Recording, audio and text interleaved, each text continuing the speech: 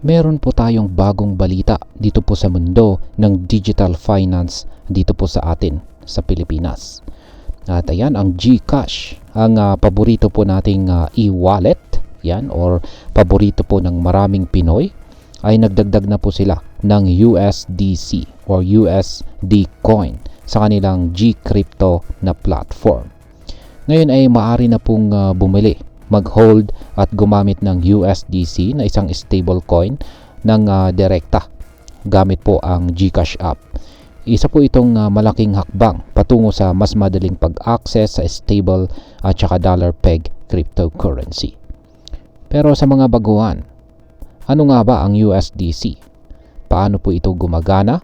At higit po sa lahat ay ano po ang maaaring maging epekto nito para sa atin bilang mga Pinoy crypto enthusiast. At ayan po ang siyang ating aalamin sa video na ito. Pero bago po tayo magpatuloy ay pakibasa na lamang po ang disclaimer dito sa ibaba ng ating screen. Yan, unahin po natin sa kung ano nga ba ang USDC at bakit ito ay isang stable coin. Yan, ang USD coin or USDC ay isa po itong uri ng cryptocurrency na tinatawag na stable coin. Ibig sabihin, hindi po ito kasing volatile ni Bitcoin o Ethereum. Sa halip, ito po ay nakapeg or nakadikit ito sa US dollar na sa pamamagitan po ng 1:1 ratio. Kaya kung meron ka pong 1 USDC, ang katumbas pong halaga nito ay 1 US dollar. Ngayon ay paano po ito nangyayari? Simple lamang po, ang USDC ay ini-issue po ng Circle, isang global payment company. Para mapanatili po ang stable value ng USDC, sinisigurado po ng Circle na may katumbas itong reserves ng cash at saka cash equivalents sa mga regulated financial institutions. Bukod pa dyan ay naglalabas sila ng buwanang audit reports para ipakita na may sapat silang pondo para sa bawat USDC na nasa sirkulasyon. Kaya naman ay maraming investors at saka traders ang gumagamit ng USDC bilang safe haven sa panahon ng crypto market volatility. Ngayon ay paano po makakabili ng USDC gamit ang GCash? Ayan, dahil po sa integration ng USDC sa Gcrypto, napakadali na pong bumili at mag-hold ng USDC gamit ang ating GCash balance. Kaya meron lamang po itong apat na simpleng proseso. Una ay buksan po ang GCash app at saka pumunta sa Gcrypto section. Step 2 ay piliin po ang USDC at ilagay ang halagang gusto mong bilhin gamit ang iyong GCash balance. Tapos pangatlo ay i-confirm ang transaction at automatic na pong maidadagdag ang USDC sa iyong crypto wallet sa loob ng GCash. At ang panghuling step ay pwede mo na pong gamitin ang USDC para magbayad, mag-hold o magpadala ng digital dollars sa iba pang mga users. Dahil dito ay hindi mo na kailangang dumaan sa komplikadong crypto exchanges para makakuha ng stable at saka dollar-backed digital asset. Ngayon ay ano naman po ang sinasabi ng mga eksperto tungkol dito. Ayan. Ayon po kay Arjun Varma, ang group head of wealth management ng GCash, ang pagdagdag po ng USDC ay isang malaking hakbang patungo sa financial inclusion dito sa Pilipinas.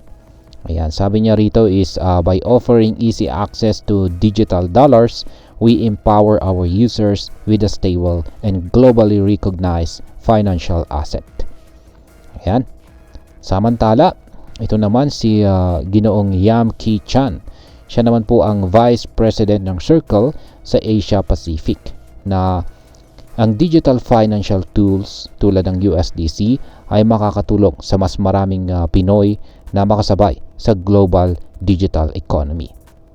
Yan. Sabi naman niya rito is expanding access to digital financial tools drives economic empowerment. Yan, ibig sabihin ay mas maraming Pinoy ang may access sa stable digital currency na maaari pong gamitin sa iba't ibang financial transactions. At ayan, bilang panghuli ay ano naman ang aking masasabi tungkol dito. Ngayong available na po ang USDC sa GCash Crypto, is ano po ang posibleng epekto nito para sa atin bilang mga Pinoy crypto enthusiast. Una ay syempre mas magkakaroon po tayo ng madaling access sa stablecoin. Hindi na po natin kailangang mag-register sa mga foreign crypto exchanges para makabili ng USDC. Diretso na po sa GCash app, kaya mas convenient at saka mas mabilis. Pangalawa ay kung trader ka po ay maaari mong gamitin ang USDC para i-park ang iyong crypto earnings sa isang stable asset kapag hindi maganda ang takbo ng market.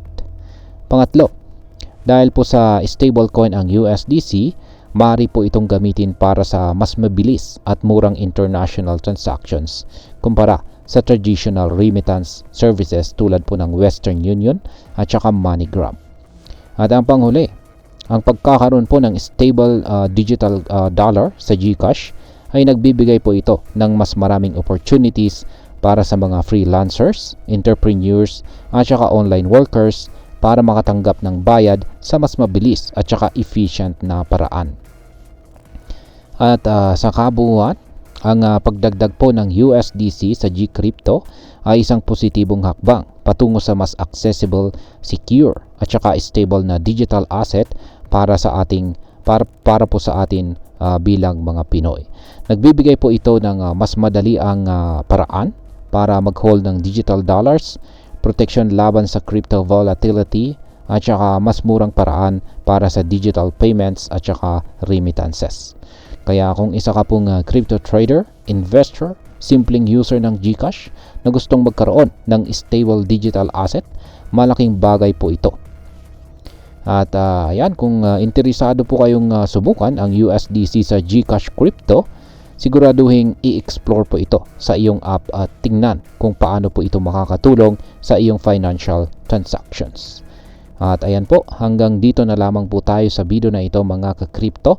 Marami pong salamat sa panonood. Ingat po tayo lagi at God bless po sa ating lahat.